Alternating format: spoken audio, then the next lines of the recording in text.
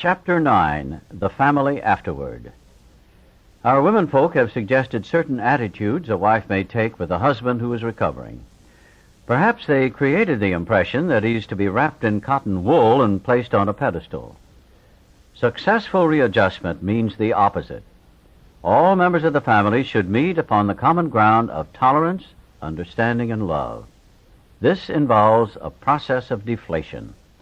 The alcoholic, his wife, his children, his in-laws, each one is likely to have fixed ideas about the family's attitude toward himself or herself. Each is interested in having his or her wishes respected. We find the more one member of the family demands that the others concede to him, the more resentful they become. This makes for discord and unhappiness. And why? Is it not because each wants to play the lead? Is not each trying to arrange the family show to his liking? Is he not unconsciously trying to see what he can take from the family life rather than give? Cessation of drinking is but the first step away from a highly strained, abnormal condition. A doctor said to us, years of living with an alcoholic is almost sure to make any wife or child neurotic. The entire family is, to some extent, ill. Let families realize as they start their journey that all will not be fair weather. Each in his turn may be footsore and may straggle. There will be alluring shortcuts and bypaths down which they may wander and lose their way. Suppose we tell you some of the obstacles a family will meet. Suppose we suggest how they may be avoided, even converted to good use for others. The family of an alcoholic longs for the return of happiness and security. They remember when father was romantic, thoughtful, and successful. Today's life is measured against that of other years, and when it falls short, the family may be unhappy. Family confidence in Dad is rising high. The good old days will soon be back, they think. Sometimes they demand that Dad bring them back instantly. God, they believe, almost owes this recompense on a long overdue account. But the head of the house has spent years in pulling down the structures of business, romance, friendship, health. These things are now ruined or damaged. It will take time to clear away the wreck. Though old buildings will eventually be replaced by finer ones, the new structures will take years to complete. Father knows he is to blame. It may take him many seasons of hard work to be restored financially, but he shouldn't be reproached. Perhaps he will never have much money again. But the wise family will admire him for what he is trying to be rather than for what he is trying to get. Now and then the family will be plagued by specters from the past, for the drinking career of almost every alcoholic has been marked by escapades, funny, humiliating, shameful, or tragic. The first impulse will be to bury these skeletons in a dark closet and padlock the door. The family may be possessed by the idea that future happiness can be based only upon forgetfulness of the past. We think that such a view is self-centered and in direct conflict with the new way of living. Henry Ford once made a wise remark to the effect that experience is the thing of supreme value in life. That is true only if one is willing to turn the past to good account. We grow by our willingness to face and rectify errors and convert them into assets. The alcoholic's past thus becomes the principal asset of the family, and frequently it is almost the only one. This painful past may be of infinite value to other families still struggling with their problem. We think each family which has been relieved owes something to those who have not, and when the occasion requires, each member of it should be only too willing to bring former mistakes, no matter how grievous, out of their hiding places. Showing others who suffer how we were given help is the very thing which makes life seem so worthwhile to us now. Cling to the thought that in God's hands, the dark past is the greatest possession you have, the key to life and happiness for others. With it, you can avert death and misery for them. It is possible to dig up past misdeeds so they become a blight, a veritable plague. For example, we know of situations in which the alcoholic or his wife have had love affairs. In the first flush of spiritual experience, they forgave each other and drew closer together. The miracle of reconciliation was at hand. Then, under one provocation or another, the aggrieved one would unearth the old affair and angrily cast its ashes about. A few of us have had these growing pains, and they hurt a great deal. Husbands and wives have sometimes been obliged to separate for a time until new perspective, new victory over hurt pride could be rewon. In most cases, the alcoholics survive this ordeal without relapse, but not always. So we think that unless some good and useful purpose is to be served, past occurrences should not be discussed. We families of Alcoholics Anonymous keep few skeletons in the closet. Everyone knows about the other's alcoholic troubles. This is a condition which in ordinary life would produce untold grief. There might be scandalous gossip, laughter at the expense of other people, and a tendency to take advantage of intimate information. Among us, these are rare occurrences. We do talk about each other a great deal, but we almost invariably temper such talk by a spirit of love and tolerance. Another principle we observe carefully is that we do not relate intimate experiences of another person unless we are sure he would approve. We find it better, when possible, to stick to our own stories. A man may criticize or laugh at himself, and it will affect others favorably, but criticism or ridicule coming from another often produces the contrary effect. Members of a family should watch such matters carefully, for one careless, inconsiderate remark has been known to raise the very devil. We alcoholics are sensitive people. It takes some of us a long time to outgrow that serious handicap. Many alcoholics are enthusiasts. They run to extremes. At the beginning of recovery, a man will take, as a rule, one of two directions. He may either plunge into a frantic attempt to get on his feet in business, or he may be so enthralled by his new life that he talks or thinks of little else. In either case, certain family problems will arise. With these, we have had experience galore. We think it dangerous if he rushes headlong at his economic problem. The family will be affected also, pleasantly at first, as they feel their money troubles are about to be solved, then not so pleasantly as they find themselves neglected. Dad may be tired at night and preoccupied by day. He may take small interest in the children and may show irritation when reproved for his delinquencies. If not irritable, he may seem dull and boring, not gay and affectionate as the family would like him to be. Mother may complain of inattention. They are all disappointed and often let him feel it. Beginning with such complaints, a barrier arises. He is straining every nerve to make up for lost time. He is striving to recover fortune and reputation and feels he's doing very well. Sometimes mother and children don't think so. Having been neglected and misused in the past, they think father owes them more than they're getting. They want him to make a fuss over them. They expect him to give them the nice times they used to have before he drank so much, and to show his contrition for what they suffered. But Dad doesn't give freely of himself. Resentment grows. He becomes still less communicative. Sometimes he explodes over a trifle. The family is mystified. They criticize, pointing out how he is falling down on his spiritual program.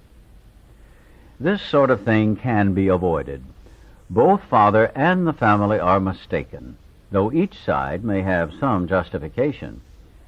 It is of little use to argue, and only makes the impasse worse. The family must realize that Dad, though marvelously improved, is still convalescing. They should be thankful he is sober and able to be of this world once more. Let them praise his progress. Let them remember that his drinking wrought all kinds of damage that may take long to repair. If they sense these things, they will not take so seriously his periods of crankiness, depression, or apathy, which will disappear when there is tolerance, love, and spiritual understanding. The head of the house ought to remember that he is mainly to blame for what befell his home.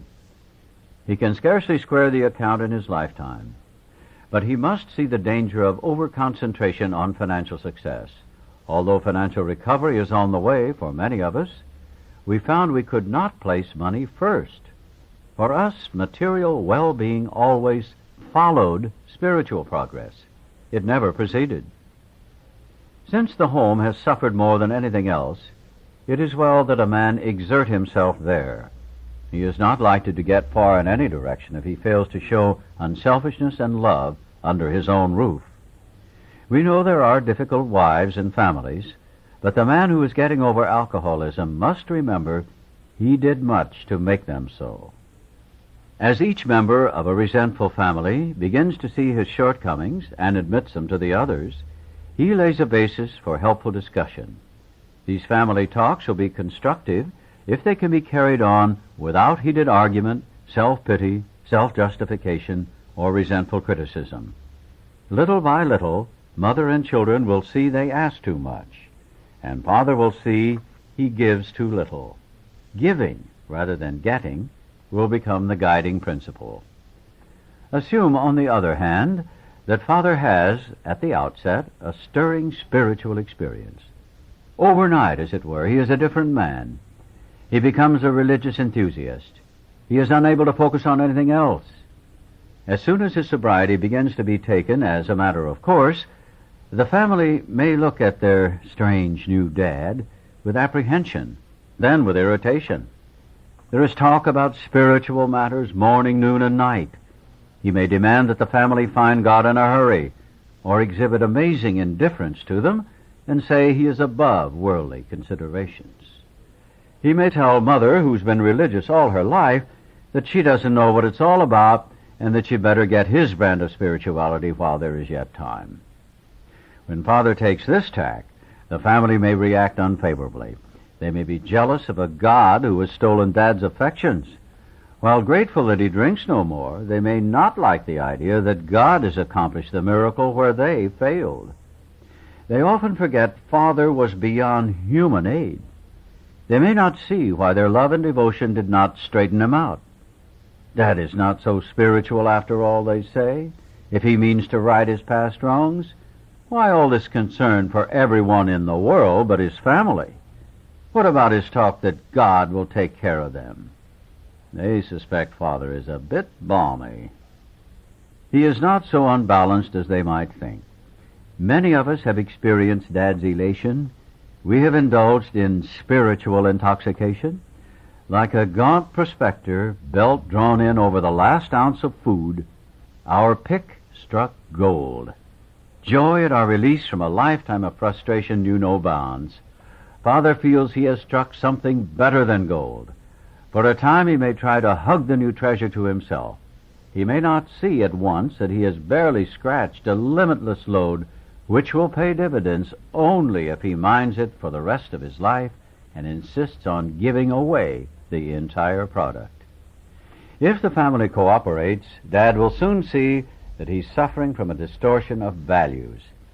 He will perceive that his spiritual growth is lopsided, that for an average man like himself, a spiritual life which does not include his family obligations may not be so perfect after all. If the family will appreciate that Dad's current behavior is but a phase of his development, all will be well. In the midst of an understanding and sympathetic family, these vagaries of Dad's spiritual infancy will quickly disappear. The opposite may happen should the family condemn and criticize. Dad may feel that for years his drinking has placed him on the wrong side of every argument, but that now he has become a superior person with God on his side. If the family persists in criticism, this fallacy may take a still greater hold on Father.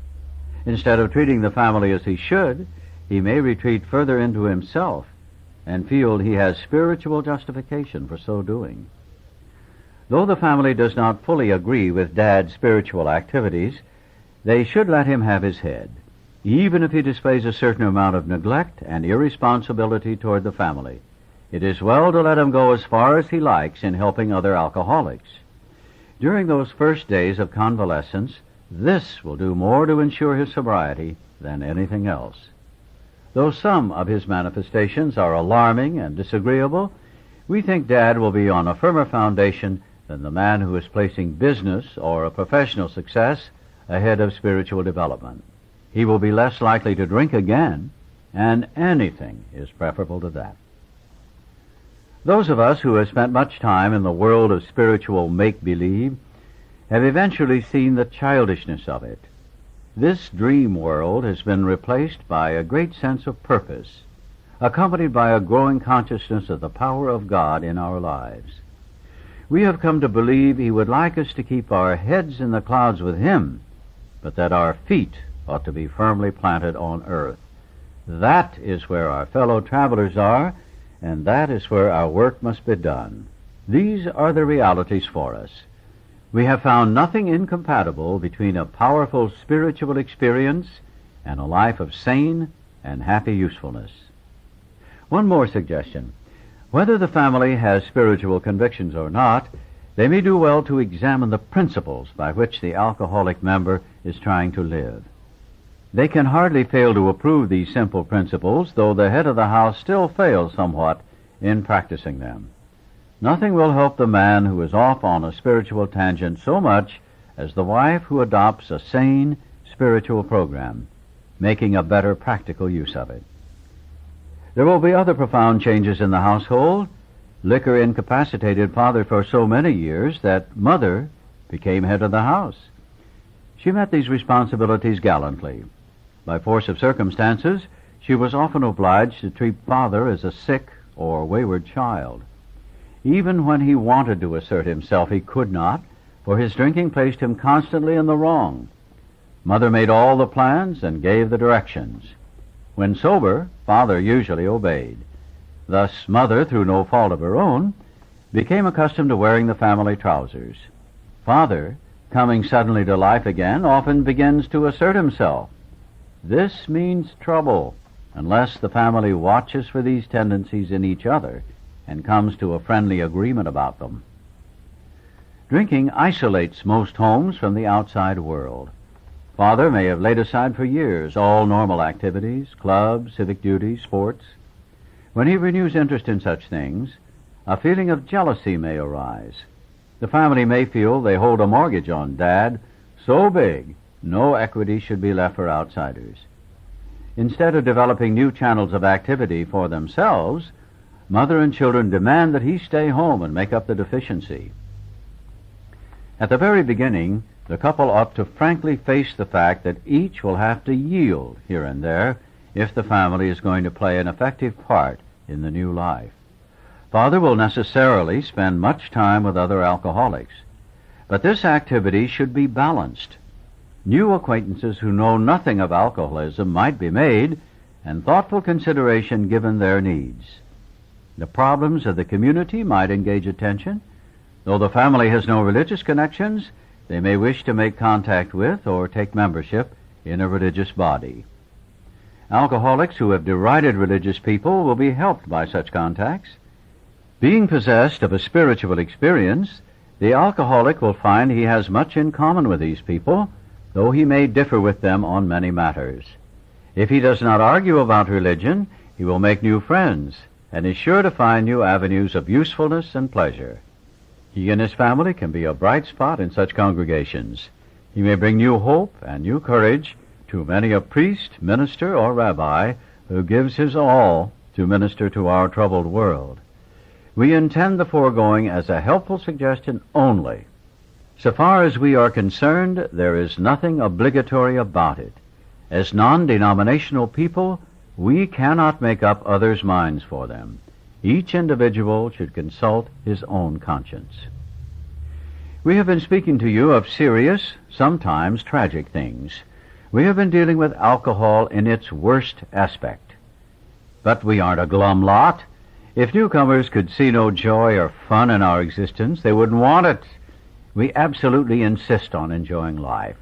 We try not to indulge in cynicism over the state of the nations, nor do we carry the world's troubles on our shoulders. When we see a man sinking into the mire that is alcoholism, we give him first aid and place what we have at his disposal. For his sake, we do recount and almost relive the horrors of our past. But those of us who have tried to shoulder the entire burden and trouble of others find we are soon overcome by them.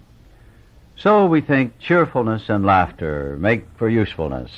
Outsiders are sometimes shocked when we burst into merriment over a seemingly tragic experience out of the past. But why shouldn't we laugh? We have recovered and have been given the power to help others. Everybody knows that those in bad health and those who seldom play do not laugh much. So let each family play together, or separately, as much as their circumstances warrant. We are sure God wants us to be happy, joyous, and free. We cannot subscribe to the belief that this life is a vale of tears, though it once was just that for many of us. But it is clear that we made our own misery. God didn't do it. Avoid, then, the deliberate manufacture of misery. But if trouble comes, cheerfully capitalize it as an opportunity to demonstrate His omnipotence. Now about health. A body badly burned by alcohol does not often recover overnight, nor do twisted thinking and depression vanish in a twinkling. We are convinced that a spiritual mode of living is a most powerful health restorative. We who have recovered from serious drinking are miracles of mental health. But we have seen remarkable transformations in our bodies. Hardly one of our crowd now shows any mark of dissipation. But this does not mean that we disregard human health measures. God has abundantly supplied this world with fine doctors, psychologists, and practitioners of various kinds. Do not hesitate to take your health problems to such persons. Most of them give freely of themselves that their fellows may enjoy sound minds and bodies. Try to remember that though God has wrought miracles among us, we should never belittle a good doctor or psychiatrist. Their services are often indispensable in treating a newcomer and in following his case afterward.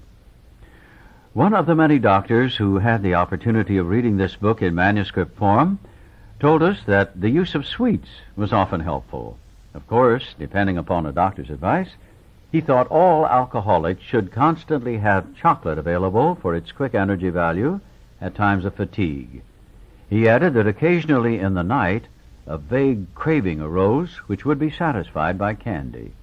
Many of us have noticed a tendency to eat sweets and have found this practice beneficial. A word about sex relations. Alcohol is so sexually stimulating to some men that they have overindulged. Couples are occasionally dismayed to find that when drinking is stopped, the man tends to be impotent. Unless the reason is understood, there may be an emotional upset. Some of us had this experience, only to enjoy, in a few months, a finer intimacy than ever. There should be no hesitancy in consulting a doctor or psychologist if the condition persists. We do not know of many cases where this difficulty lasted long. The alcoholic may find it hard to reestablish friendly relations with his children. Their young minds were impressionable while he was drinking. Without saying so, they may cordially hate him for what he's done to them and to their mother. The children are sometimes dominated by a pathetic hardness and cynicism. They cannot seem to forgive and forget. This may hang on for months, long after their mother has accepted Dad's new way of living and thinking. In time, they will see that he is a new man, and in their own way, they will let him know it. When this happens, they can be invited to join in morning meditation, and then they can take part in the daily discussion without rancor or bias. From that point on, progress will be rapid. Marvelous results often follow such a reunion. Whether the family goes on a spiritual basis or not, the alcoholic member has to, if he would recover. The others must be convinced of his new status beyond the shadow of a doubt. Seeing is believing to most families who have lived with a drinker. Here is a case in point. One of our friends is a heavy smoker and coffee drinker. There was no doubt he overindulged. Seeing this, and meaning to be helpful, his wife commenced to admonish him about it. He admitted he was overdoing these things, but frankly said that he was not ready to stop. His wife is one of those persons who really feels there is something rather sinful about these commodities, so she nagged, and her intolerance finally threw him into a fit of anger he he got drunk. Of course, our friend was wrong, dead wrong. He had to painfully admit that and mend his spiritual fences.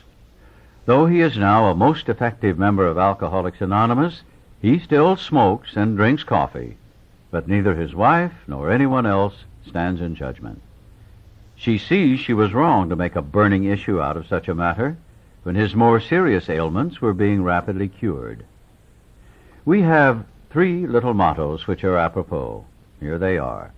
First things first, live and let live, easy does it.